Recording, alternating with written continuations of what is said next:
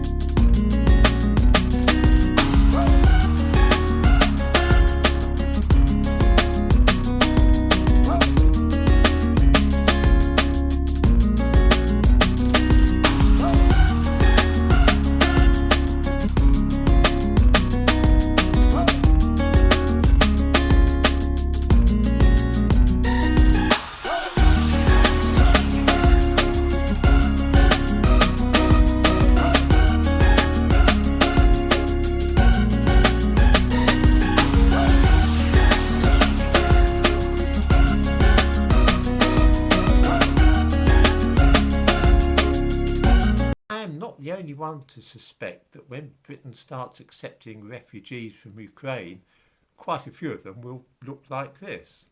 I'm from South Korea. My name is Tyler Johnson. I'm from Liberia. В Киеве уже почти 2 года.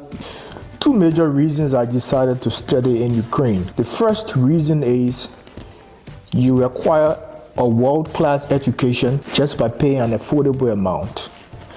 Another reason is the cost of living, most especially the cost of a student living in Kiev, is very reasonable and affordable.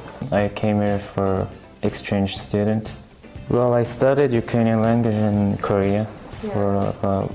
It's my major there. I already know English language, and I think if I study some layered language like Ukrainian, it would be more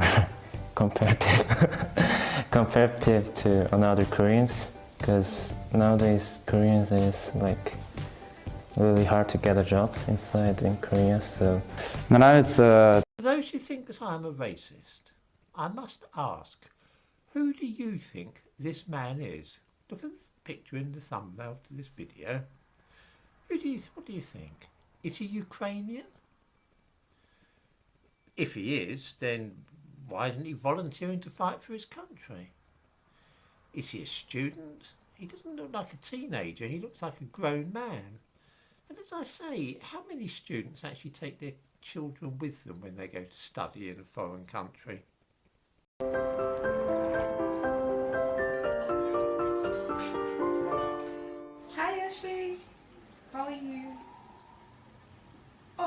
decided to call me. I'm gonna Skype you today in the evening, okay? You remember when you're asking me why I came to Ukraine? Let me tell you the story. It was really good. I know you guys are really scared about what was happening, but when I came at the airport, I met some very lovely people who picked me up, bought me coffee. You know, you remember Ksenia Ksusha? Yeah, I was telling you about her. Yeah, she was the one who picked me up, bought me coffee, bought me life. Okay, Ashley, today I'm going to show you how I spend my day, and I'm inviting you to Kharkiv.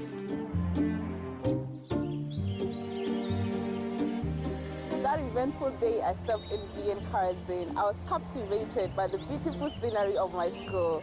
VN Karazin, Kharkov is very beautiful.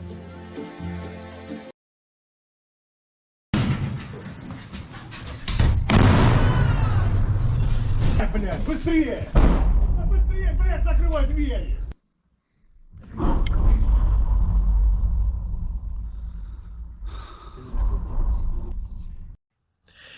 In other words, the behaviour of the Russians in Ukraine is not at all out of the ordinary. It's what they do. It is a reaction of the West which is unusual, because instead of just turning a blind eye as they normally do, Britain and America in particular, pretending that this is an unprecedented assault upon a small neighbour of Russia and that we all have to express our solidarity. This is nonsense.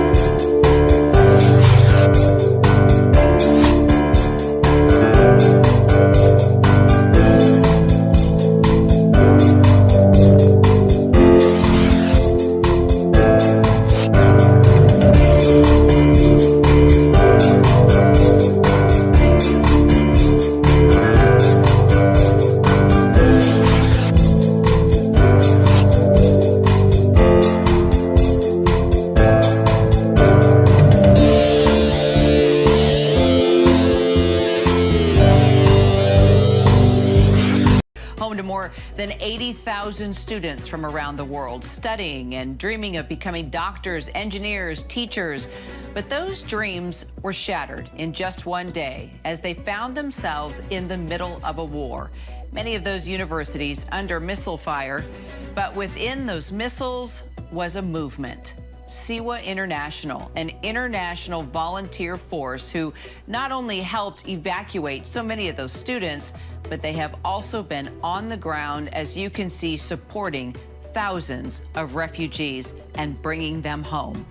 Joining us now is Siwa's head coordinator, her mom Kilcarney, and also Shralia Royal, a fourth-year medical student in Kharkiv who was evacuated by the help of Siwa just last week. Thank you so much, both of you, for being with me.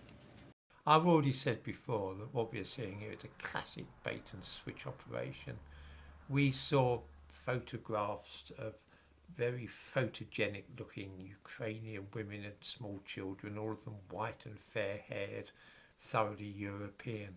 Once people have signed up to the refugee scheme, they discover they are actually receiving black Africans and Asian Muslims.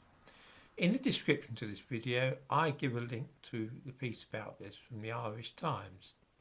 I thought all along that the Ukrainian refugee scheme might be a Trojan horse operation, and so it has proved. Saif Uddin, a Ukrainian Muslim, says he was taken to a Moroccan shop in Ennis and told to buy whatever you need. Weekly he travels to the shop to buy halal meat, dates or whatever food he would like to cook for those partaking in Ramadan this month. I've already said before that what we are seeing here is a classic bait and switch operation. We bring Ukraine with us and we feel the support, but we want to go home. It's very emotional and we support our president. He's a great leader and what he said actually is happening and we need help. We need now stop the war. It's very touching and it's touched my heart and everybody's, I guess.